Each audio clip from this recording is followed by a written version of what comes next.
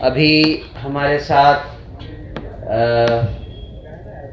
जो लोग हैं, जो ऑटो रिक्शा, ई रिक्शा चालक समूह के जितने भी लोग हैं, उनका भी मैं स्वागत करता हूं इस मौके पर। जैसा कि आप सब जानते हैं, आज हम जब जमा हुए हैं तो ये एक बहुत विशेष दिन है। आज का दिन पूरे विश्व में मजदूर दिवस के नाम पर मनाया जाता है और हम विश्व भर में, विशेषकर बिहार में, सारे मजदूर भाइयों बहनों को जन स्वराज पार्टी की तरफ से अपनी शुभकामनाएं देता हूं।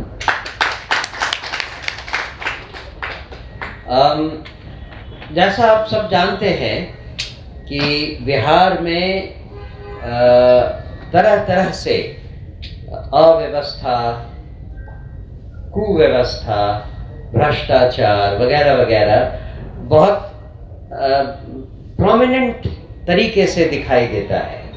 ये समस्या पूरे भारत में भी है, लेकिन जो बिहार में दिखाई देता है उसका स्केल बिल्कुल अलग है। और इस मामले में हमारे जो भाई बहन, खुशी की बात है कि उसमें बहन भी हैं, जो ऑटो रिक्शा और ई रिक्शा चलाते हैं, उनको इस अव्यवस्था की मार कुछ ज़्यादा ही झेलनी पड़ती है। आप सब पत्रकार भाई बंधु जानते हैं कि और आप सब ने महसूस भी किया होगा आम जिंदगी में कि बहुत समय से उन पर हो रहे जुल्म और अत्याचार के ऊपर किसी भी तरह की सरकार ने कोई ध्यान नहीं दिया है।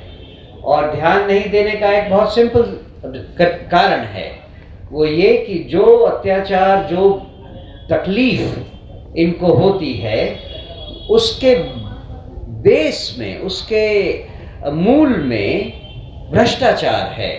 और उस भ्रष्टाचार को रोकने में सरकारें, कोई भी सरकार जो अभी तक बिहार में रही है, वो नाकामयाब रही है। जहां इनको फ्री, मुफ्त आवागमन की सुविधा है, वहां भी अगर कोई दबंग आकर इनसे पैसे ऐंठता है तो ये सरकार के जिम्मे आता है कि वो ऐसी गुंडागर्दी, दबंगई को रोके। लेकिन सरकारें, कोई भी सरकार अभी तक ऐसा करने में नाकामयाब रही है। मुझे खुशी है इस बात की कि हमारे ऑटो और ई रिक्शा चालक भाइयों बहनों से हमारी और प्रशांत जी की मुलाकात कुछ दिनों से हो रही है और ये निर्णय लिया गया है कि हम इनके साथ मिलकर इस लड़ाई में इनका साथ देंगे। और उसके तहत एक महासंघ हम लोगों ने बनाया है जिसका नाम रखा गया है जन स्वराज ऑटो और ई रिक्शा चालक महासंघ बिहार।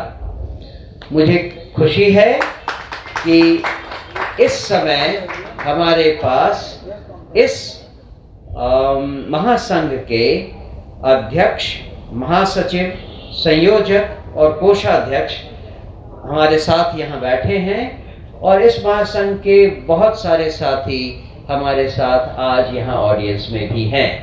मैं एक बार पुनः आप सबका यहाँ स्वागत करता हूँ। मैं इनको आपसे इंट्रोड्यूस करवाऊं, इससे पहले मैं दो चार बातें और कह देना चाहता हूँ।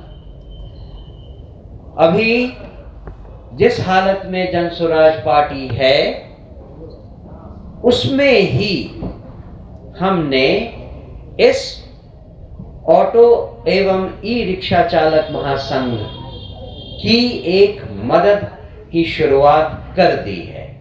वो कैसे? 1 lakh auto and e rickshaw चालकों को जन स्वराज पार्टी निःशुल्क दुर्घटना बीमा करवाने का जिम्मा लेती है। वो अभी से ही, मतलब सरकार में चुनाव आए या ना आए, हम सरकार में आए या ना आए, इससे अंतर आए बिना हम अभी से ही इनको ये दुर्घटना बीमा देने की शुरुआत करें। इसकी शुरुआत हमने कर दी है। अगर और जब हमारी सरकार बनी तब हम दो बातों का वायदा और भी करते हैं। सबसे पहली बात तो ये कि जिन जिन भाइयों बहनों को ऑटो के लिए, ऑटो खरीदने के लिए लोन की जरूरत पड़ेगी, उसमें जो ईएमआई है उसको हम 4% ब्याज पर ही इन्हें देने के लिए कहेंगे। बाकी जो भी हो 4% के अलावा वह जनसुराज की सरकार देगी। और ये बहुत ऑब्वियस पॉइंट है, लेकिन फिर भी इसको एक और बात मैं कह देना चाहता हूं। जनसुराज ने जनरली ये वादा किया है कि अगर और जब हमारी सरकार बनी तो भ्रष्टाचार मुक्त समाज बिहार में लाएंगे। इसका डायरेक्ट मतलब हमारे ऑटो और ई रिक्शा चालक भाइयों बहनों का ये होगा कि उन पर जो दबंगई होती है, उन पर जो आती है, इन सब पर हम तुरंत रोक लगाने में सक्षम होंगे। इसका हम वादा करते हैं। इतनी बात कहने के बाद मैं चाहूंगा कि मैं आपको, जो पैनल हमारे सामने बैठा है, उससे मैं आपको रूबरू करवाऊं। मेरे दाहिनी तरफ श्री नथुनी शाह अध्यक्ष ऑटो एवं ई रिक्शा चालक महासंघ के हैं। उनकी दाएं तरफ श्री रविंद्र तिवारी जी जो संयोजक हैं वो बैठे हुए हैं। मेरी बाईं तरफ श्री मृगांक शेखर उर्फ नवीन मिश्रा जी जो महासचिव हैं वो बैठे हैं। और उनके बाईं तरफ श्री राजेश महतो जो कोषाध्यक्ष हैं वो बैठे हुए हैं। मैं प्रश्नोत्तरी काल शुरू करूं उसके पहले मैं चाहता हूं कि श्री नवीन मिश्रा जी जो महासचिव हैं वो आपसे मुखातिब हों और आपसे 2 बात कहें। धन्यवाद। मिश्रा बिहार, मैं कहूँगा जय बिहार, आप कहेंगे जय जय बिहार। जय बिहार, जय बिहार, जय बिहार। मित्रों, आज जो हम लोग यहाँ बैठे हैं इस ऐतिहासिक दिन में, मजदूर दिवस के मौके पर, मुझे सबसे बड़ी खुशी और पहली खुशी हुई थी जब जनसुराज पार्टी ने ऑटो का नाम लिया। आज तक हम उपेक्षित हैं, आज तक हमारे वोटों की कोई कीमत नहीं है, हमारी वोटों की कोई गिनती नहीं है और समाज में हम 2म दर्जे की जिंदगी जीने को विवश है। पटना शहरों में ही तमाम तरह की दबंगता और जो है अवैध अनावश्यक रूप से स्टैंड की व्यवस्था नहीं है, कलर कोड होने जा रही है। सरकार 2014 से ही हमारे परमिट को बंद करके हमारे रोजगार को तहस नहस कर दिया है। 8 करोड़ रुपया 2014 से अभी तक लेकर सरकार ने रेवेन्यू जमा किया है मेरे परमिट के नाम पर, लेकिन मुझे परमिट नहीं मिला। अभी पहले पाव 40,000 ऑटो रिक्शा है, अब 20,000 सरकार भगाने जा रही है कि 20,000 चलेगा। आप जब परमिट नहीं दे रहे हैं और जो है ये सिस्टम नहीं लागू किए हैं तो पुलिस को फोटो क्यों खिंचवाते हैं? हमारे स्टैंड नहीं है, वो पुलिस पीछे से फोटो दौड़ते खींचता है। क्या आप लोग अनुभव किए हैं? क्या आपको इससे सामना पड़ा है पुलिस के फोटो से? क्या आपको फाइन हुआ है? तो क्या वो सही है या गलत है? तो ये मित्रों, हम लोग जिस दलान पे अभी बैठे हैं, मैं 7 साल सीपीएम में रहा, 7 साल माले में रहा और अपनी जो है तत्परता से गरीब मजलूमों की सेवा के लिए अपने आप को समर्पित कर देना चाहता हूं। इसीलिए मैंने माले पार्टी से सादर निवेदन करके एक लंबी छलांग लगाने की जो है कोशिश की है और उसका मुख्य प्लेटफॉर्म ये जनसुराज हमें देने जा रहा है। इसीलिए मित्रों, हमारा जो व्यू है, हमारा जो टारगेट है, हमारा जो मिशन है, कि हम सिर्फ अपनी तकलीफों की रोना नहीं रोएंगे, हम इस सरकार के तख्तो ताज को बदलने के लिए बैठे हैं, न कि अपना ऑटो परमिट और अवैध वसूली के लिए बैठे हैं। हम इस सरकार को बदल देना चाहते हैं, इस निकम्मी सरकार को बदल देना चाहते हैं। 20 साल आपने लिया, 20 साल आपने लिया, हुआ क्या? और यदि हम 5 साल यहां देते हैं तो ये लेके मेरे जाएंगे क्या? एज ए ट्राई वेलनेस। यहां हम लोग जो बैठे हैं बुद्धिजीवी लोग हैं, सभी जात धर्मों के लोग हैं। बिहार हमारे जात धर्मों से अभी तक नहीं निकल पाया। आप जहां भी जाए वोटिंग करें तो जात सबसे बड़ा फैक्टर सामने आता है। तो क्या, तो हम तो फलना जात के हैं, हमारा कैंडिडेट है, उसको वोट देना है। वे बाल बच्चों का चेहरा नहीं देखते हैं। अपने 5 किलो अनाज पर बिके हुए लोग अपने अस्तित्व को पहचानना भूल गए हैं। जब हम पीके साहब सर को सुने हैं, उन्होंने सीधा कहा है, अरे तुम लोग क्या करते हो, पैसा लेके 500 में दे देते हो वोट, मुर्गा खा के दे देते हो वोट। इनका लैंग्वेज है। एक गार्जियनशिप के नाते इन्होंने जो स्पीच पूरे जनता के बीच में दिया है, शायद दूसरा कोई नेता होता तो वह काला झंडा और जो हंगामा होता, लेकिन मैं इस पार्टी में नहीं देख रहा हूं। तो मैं मानता हूं कि इन्होंने जिस दुखती रग को हमें पुकारा है, तो मेरा तो उद्धार होगा ही, लेकिन मैं ये बता देना चाहता हूं कि जब मेरा उद्धार होगा तो आप भी कहीं से बचे नहीं रहेंगे। आप भी मेरे साथ सरकार में आइए और हमारे दुखों को मिटाइए। इसी संकल्प के साथ हमने जन स्वराज पार्टी को ज्वाइन किया है। और ये जो कमेटी है पूरे जिले में, पूरे प्रखंडों में, पूरे पंचायतों में अपना यूनियन खड़ा करेगी जन स्वराज का। तमाम जगहों पर जाके जहां संगठित लोग हैं उसको संगठन को खड़ा करने का काम करेगा। और एक पैनल में सबको जोड़ करके हम 1 लाख लोगों का टारगेट लेकर के जो है, इस 2 महीने में 1 लाख का टारगेट है मेरा। 1 लाख ऑटो चालक, ई रिक्शा चालक इसके प्राथमिक सदस्य होंगे। इनको दुर्घटना बीमा का लाभ मिलेगा। और चुनाव के पहले, चुनाव आते आते हम पूरे विधानसभा क्षेत्रों में हर जगह यूनियन कार्यालय खोल के उसको संगठित करने का काम करेंगे। उसको जो है उसकी परेशानियों को दूर भगाने का काम करेंगे। धन्यवाद साथियों। पहला सवाल ये है कि आपने कहा कि 1 लाख ऑटो चालकों को बीमा देंगे, उसकी राशि क्या होगी, आप ये भी बताइए। हाँ, मेरे ख्याल से अभी इस पर बात चल रही थी, लेकिन मुझे लगता है कि 2 लाख रुपए का ये बीमा अमाउंट होगा। और सर दूसरा सवाल ये है कि सबसे बड़ी समस्या है पटना में जो है ऑटो स्टैंड नहीं है, कहीं चलती सड़क पे ऑटो लगती है, तो उसके लिए आप लोग क्या करें? उसके लिए तो जब हमें सरकार में ले आइए, फिर हम आपको दिखाएंगे कि हम क्या कर सकते हैं। और सर सवाल ये भी है कि जो यात्री होते हैं उनसे ऑटो चालक कभी कभी मनमानी राशि भी लेते हैं, इस पे आपका क्या स्टैंड है? उसको भी रेगुलेट करने का काम होगा, क्योंकि एक बार अगर उनके ऊपर अत्याचार होना बंद हो गया तो उसको रेगुलेट करना आसान होगा। और इसके साथ साथ मैं एक बात और भी बता दूं कि बिहार में पर्टिकुलरली, वैसे तो भारत में भी ये है, लेकिन बिहार में ट्रैफिक की जो प्रॉब्लम्स हैं उसके पीछे एक बहुत बड़ा कारण है कि लोग ड्राइविंग लाइसेंस नहीं लेते हैं। ड्राइविंग लाइसेंस ऐसी चीज जो कि एक सामान्य सुविधा होनी चाहिए नागरिकों के लिए, उसमें भी इतना भ्रष्टाचार है कि आदमी अगर लाइसेंस लेने जाए तो 1,000 रुपए जो कीमत है उसके बदले उसको 8,000 रुपए देने पड़ते हैं।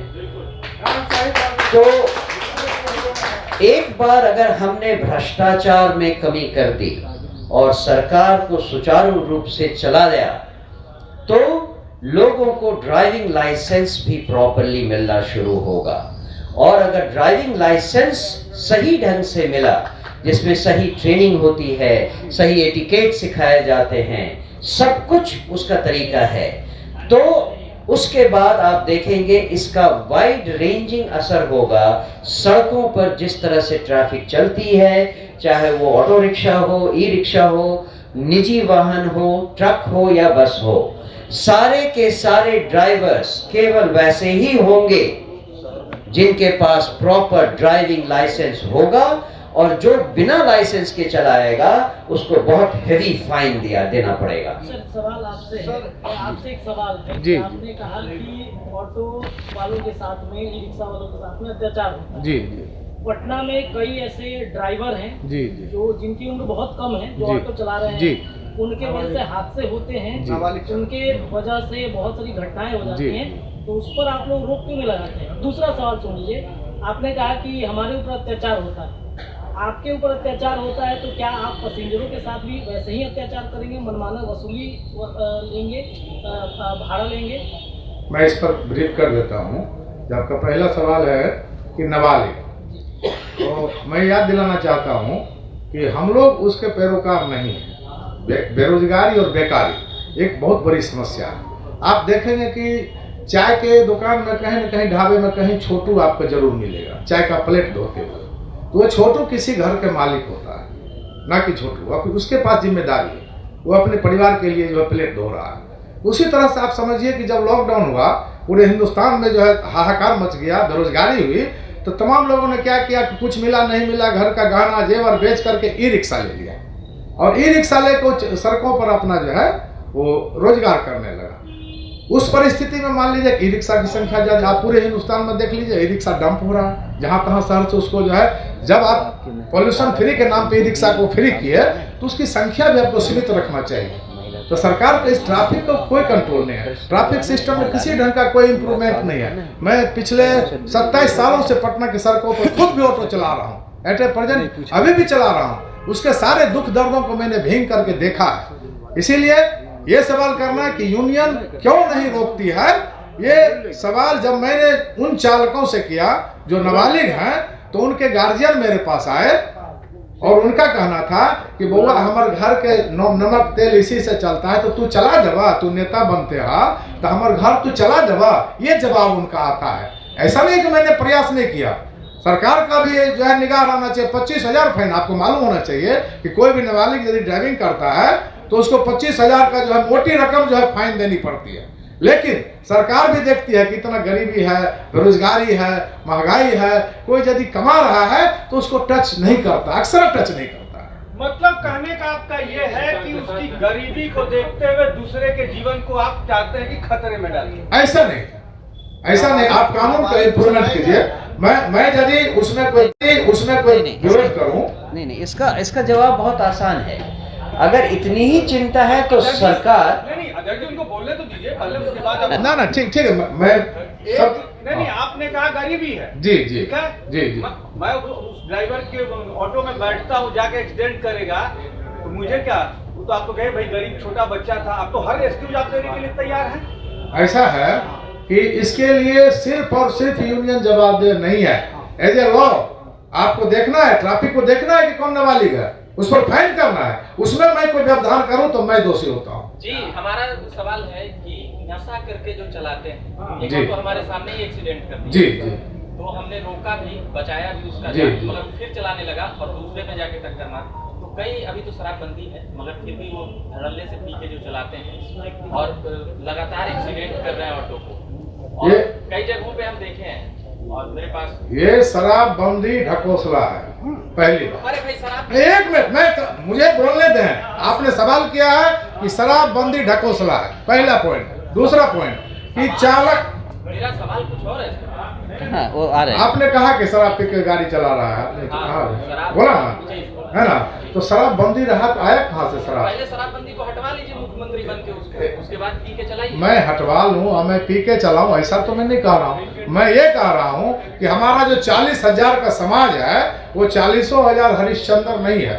उसमें कोई अपराधी है, कोई क्रिमिनल है। ऑटो खरीद लिया, नट गिरोह का आप जानते होंगे, नट गिरोह जो दिन रात तो छिनतई करते रहता है, ऑटो लेके करता है। तो क्या हम उसको प्रोत्साहन देते हैं? क्या हमारा वो गैंग है? क्या हम लूटपाट करवाते हैं? वो भीड़ का फायदा उठाता है। कहीं भी आप जाइए किसी भी समाज में, वो आपको कुछ न कुछ गिरे हुए लोग मिलेंगे। क्या वो आपके यूनियन का सदस्य नहीं है? बिल्कुल नहीं है, बिल्कुल नहीं है, बिल्कुल नहीं है। फिर आपका यूनियन क्या करती है, उसको क्यों रखते हैं? हम लोग यूनियन में क्यों रखें? वो खरीदा, चला रहा है और 5 को गैंग रख लिया। यूनियन का कारण क्या हुआ? 5 गैंग रख लिया, वो अपराधी है, उसको आइडेंटिफाई करके जो है मान लीजिए वो जो है देखना पड़ेगा कि रात में करते, दिन में कोई क्राइम नहीं होता है पटना में। अच्छा, ये भी कहा जाता है कि शहर में अगर अव्यवस्था है, ट्रैफिक जाम है, इसमें ई रिक्शा का बहुत बड़ा योगदान है। इस पर क्या कहिएगा? देखिए, सिर्फ एक को इंडिकेट कर देना हम समझते हैं कि न्यायोचित नहीं है। मैं मानता हूं उसकी संख्या बड़ी है, लेकिन आप ये भी तो बताएंगे वो कहाँ चढ़ाएगा। हम लोग तो लाखों लोग को ले जाते हैं, दिन रात उतारते हैं, पैसा लेते हैं, तो कहीं ना कहीं तो जो है मान लीजिए स्टैंड के अभाव में वो रोड पर जो है खड़ा करके पैसा लेता है, कहीं मोड़ पे जो है मान लीजिए वो खड़ा हो जाता है। तो इसका वैकल्पिक व्यवस्था तो निश्चित रूप से होनी चाहिए। आज रूट और कलर कोड की बात हो रही है, लेकिन स्टैंड की बात क्यों हो रही है? स्टैंड की होनी चाहिए ना। जब हम 40,000 ऑटो हैं, अभी कलर कोडिंग की बात हो रही है कि गांधी मैदान में 500 ऑटो चलेगा, तो 500 जब चलेगा तो 150 इस पॉइंट पे, 150 इस पॉइंट पे और 200 गाड़ी रनिंग। इतना जगह मुझे चाहिए तो चाहिए, लेकिन जगह तो यहाँ है नहीं। यहाँ जगह का तो बिल्कुल कहीं नामो निशान नहीं है पटना शहर में। मैं भी प्रेस कॉन्फ्रेंस में हूँ। 4% देंगे सरकार की तरफ से दिए जब, उसके अलावा जन सुराज देगा, हो सकता है सरकार मदद करे। लेकिन अभी फिलहाल जो ऑटो की संख्या है, सर ने बताया 40,000 है, 20,000 सरकार भगाने को तैयार है। तो आप क्या करिएगा कि 20,000 जो भगाने के लिए सरकार तैयार है, उसको कैसे व्यवस्थित करिएगा? न पार्किंग की व्यवस्था है, न सवारी उतना पर्याप्त है। इस तरीके का व्यवस्था, स्कूल में ऑटो बंद कर दिया गया। आपने कहा कि हम और ऑटो वालों को प्रोत्साहित करेंगे। नहीं, आपने पूरी बात को थोड़ा मिस इंटरप्रेट कर लिया है। पहली बात, ऑटो और ई रिक्शा चालक जो हम इस महासंघ का हिस्सा मानते हैं, वो केवल पटना के नहीं हैं, पूरे बिहार के। और पूरे बिहार में ऑटो चालक जो है उनकी संख्या केवल 40,000 नहीं, बहुत ज्यादा है। तो पटना में जो भी समस्या है, या वो चालकों की समस्या हो, परिस्थितियों की समस्या हो, इंफ्रास्ट्रक्चर की समस्या हो, उससे जूझना अभी जो सरकार है उसका काम है। और पिछले 40 सालों में जो सरकारें लगातार रह चुकी हैं, उनका काम था। हम जब आएंगे तब इन बातों पर ध्यान देंगे।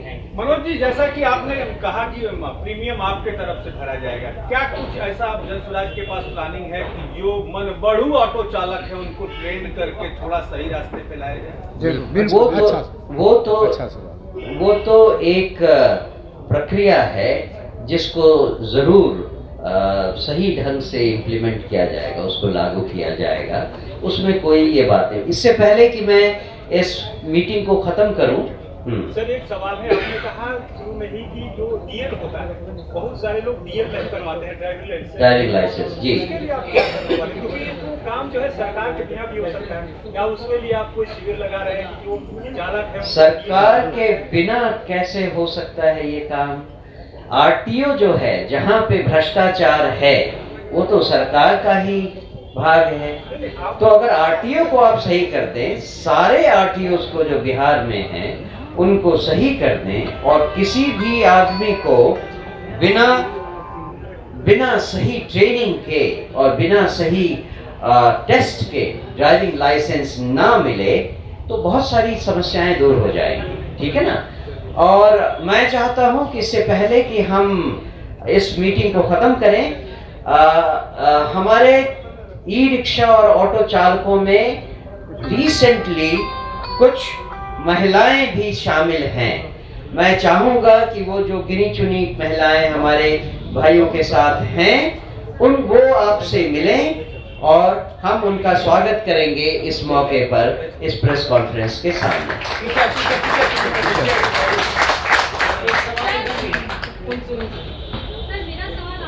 जी जी।